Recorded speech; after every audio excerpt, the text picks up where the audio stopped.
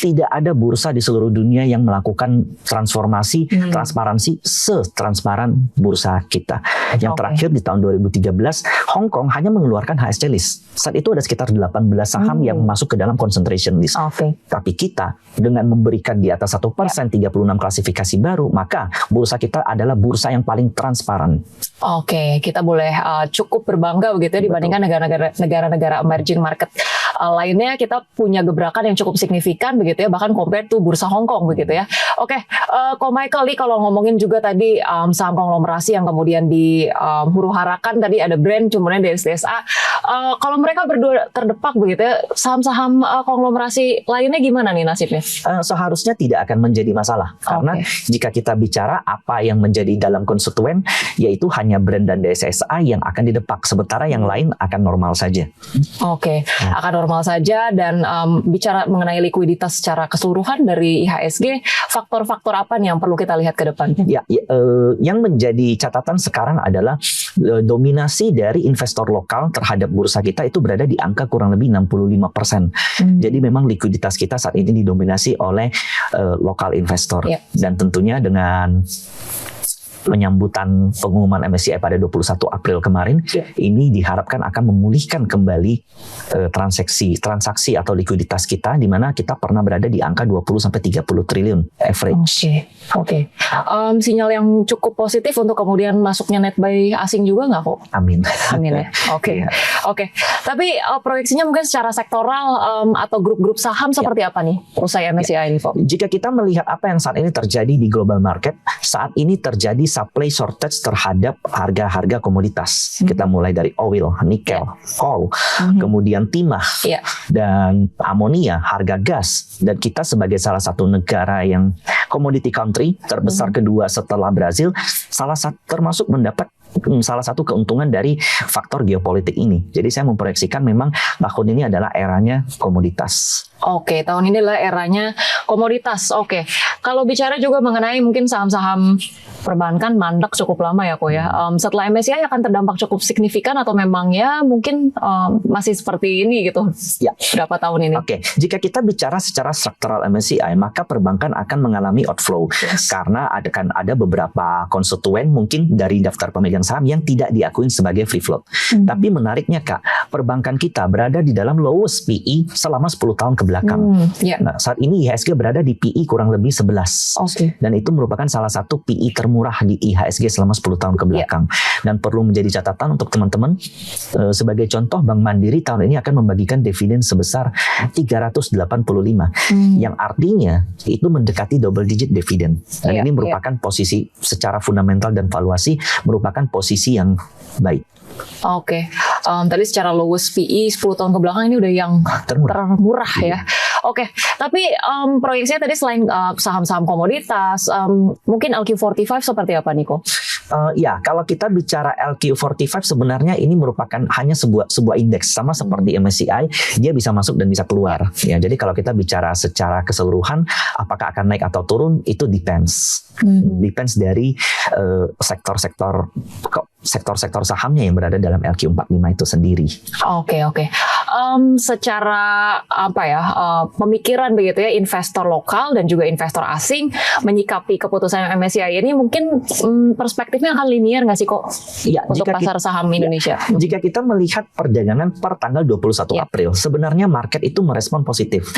Memang IHSG terkoreksi, ini intraday ya, kurang lebih 1% atau 0,8%. Tapi itu dipimpin oleh penurunan DSSA dan brand. Dan di mana itu sendiri wajar karena bobot mereka besar. Tapi kita lihat saham yang berada di dalam konstituen lain yang bobotnya cukup besar. Salah satunya BRPT, kemudian saham Pak PP, saham Konglo yang lain itu rata-rata bergerak di zona hijau. Menindaklanjuti tadi ya dua saham yang kemudian potensinya cukup tinggi untuk kemudian didepak dari MSCI, dari pelaku-pelaku usaha sendiri yang kemudian listing di bursa khususnya untuk saham-saham konglomerasi, akan ada pergeseran atau bagaimana kemudian mereka akan menyikapi indeks MSCI ini ke depannya? Ada kabar menarik yang dikeluarkan oleh bursa sekitar 1 minggu lalu, di mana bursa mengatakan saham yang masuk ke dalam HSC list perlu melakukan aksi korporasi biar dia bisa keluar dari HSC list. Yang artinya sebenarnya jika suatu saham masuk ke dalam HSC list itu bukan artinya selesai untuk saham itu.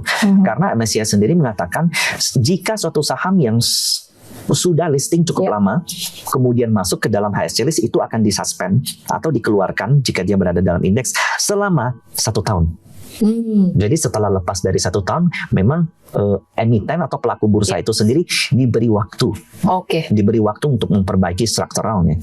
Iya. Jadi ini bukan akhir dari nasib saham-saham konglomerasi terkait ya gitu.